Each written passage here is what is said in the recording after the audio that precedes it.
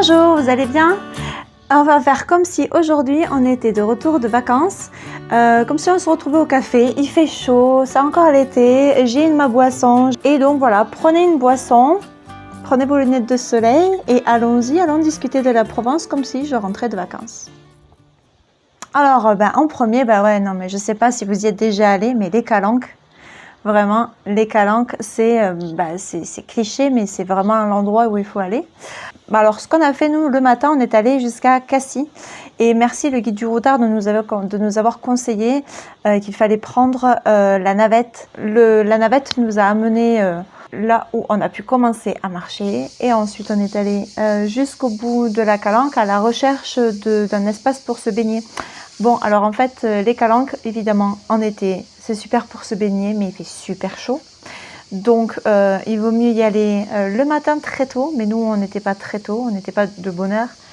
Ou alors, hors saison, on a pu se baigner depuis les rochers et dans une eau magnifique. Ça faisait vraiment beaucoup de bien. Il faut vraiment penser aux chaussures les chaussures d'eau, je ne sais pas comment ça s'appelle. Donc ça, c'était à Cassis. Après, j'avais réservé un tour en bateau à La Ciotat, depuis La Ciotat. Donc, on est allé de Cassis à La Ciotat en passant par la route des Crêtes. Et alors ça, c'est vraiment un truc à faire aussi. La route des Crêtes qui surplombe toute la côte, qui passe au-dessus du cap Canaille, je crois, qui fait partie des plus grandes falaises d'Europe.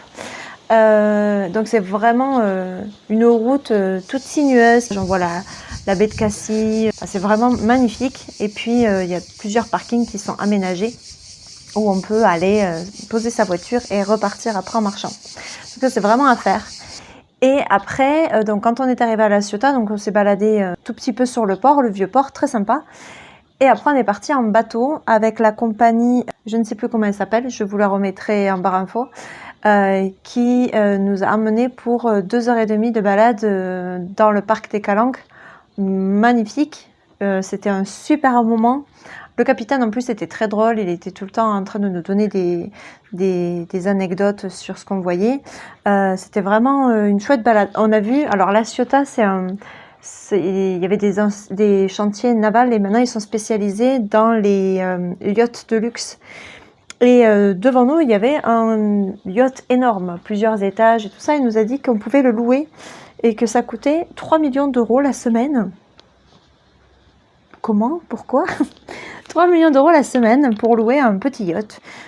Alors ensuite, si vous avez vu la vidéo sur comment j'organise mes vacances en Provence, vous avez vu que je voulais aller en Provence parce que je voulais aller dans le Colorado provençal. Donc le Colorado provençal, ça se situe à Rustrel.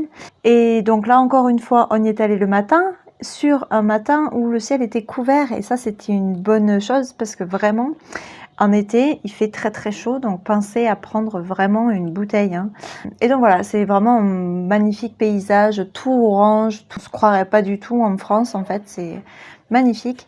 Mais c'est vraiment un super endroit, très beau, avec un espace libre dans ce qu'on appelle le Sahara.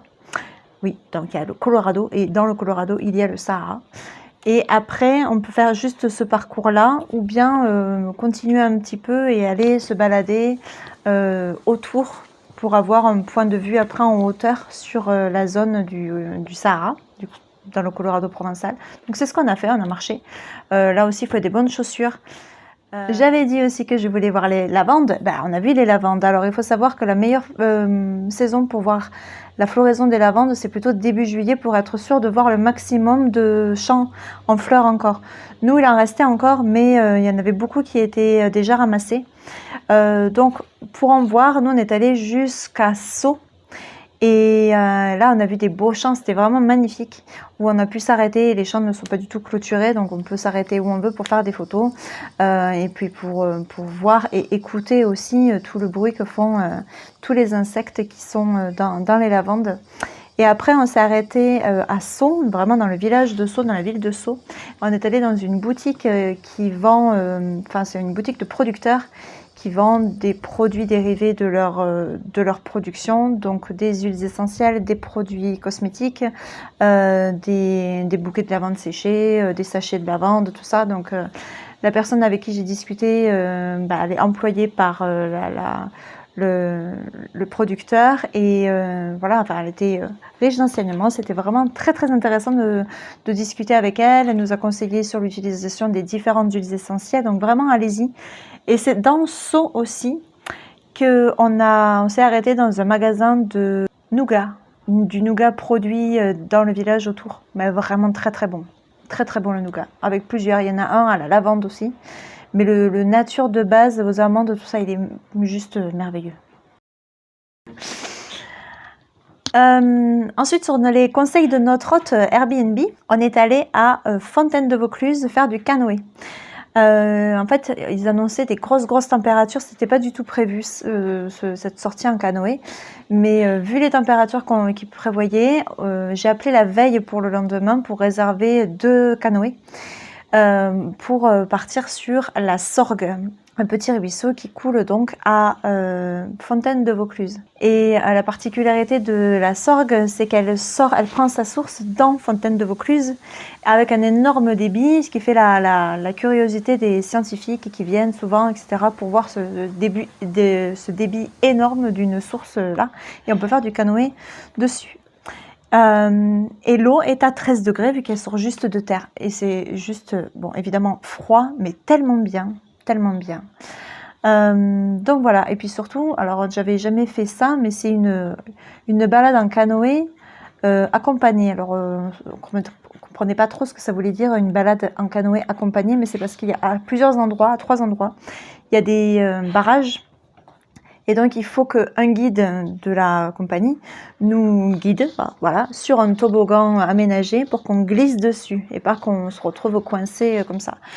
Et c'était super, c'était vraiment un super lieu. On fait souvent du canoë, voilà, mais là c'était la première fois dans ce coin-là forcément. Et il y a de tout, il y a des endroits, il y a un petit peu des petits rapides, d'autres endroits c'est plus calme. Il y a des petits obstacles avec des arbres. J'ai puis la sensation d'être au frais, même par des grosses chaleurs, c'est tellement agréable. Voilà, donc allez-y. Et à Fontaine de Vaucluse aussi, vous pouvez aller justement voir la source de la Sorgue. Donc il y a une petite balade à faire le long de l'eau, hyper agréable aussi, hyper calme. On peut arriver jusqu'à la source. Alors il peut y arriver des moments où l'eau coule vraiment, on la voit passer par-dessus les rochers. Alors nous, c'était pas le cas parce que je pense que voilà, c'était l'été et tout ça. Mais bon, vraiment, c'est vraiment agréable à faire. Et puis, il y a plusieurs... nous, on a pris un dessert, un goûter crêpe ou glace, ou je sais plus quoi, au bord de l'eau. Et c'était vraiment super agréable. Donc, allez-y. Ensuite, il y a les Baux de Provence. Les Baux de Provence et les Carrières de Lumière. Alors, les Baux de Provence, c'est assez réputé, évidemment, pour le Luberon. C'est un site majeur. Le village est construit en hauteur et tout en haut, il y a un château, vers les ruines d'un château. En fait, vous pouvez payer l'entrée au château et en même temps accéder aux Carrières de Lumière.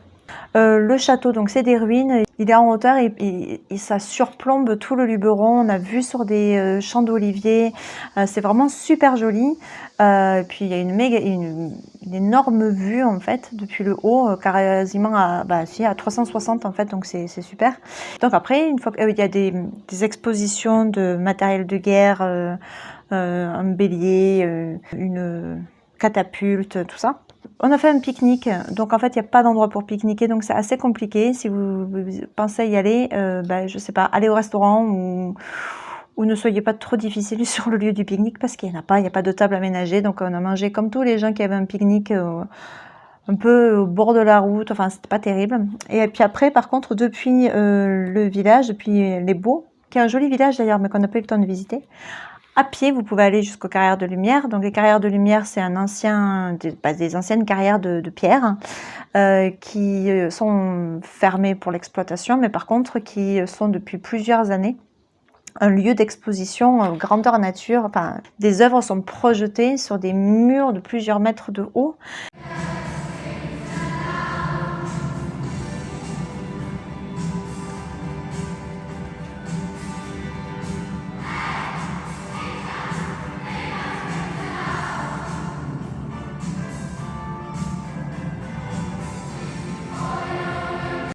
C'est juste énorme. Donc là, il y avait une exposition sur Dali et Gaudi.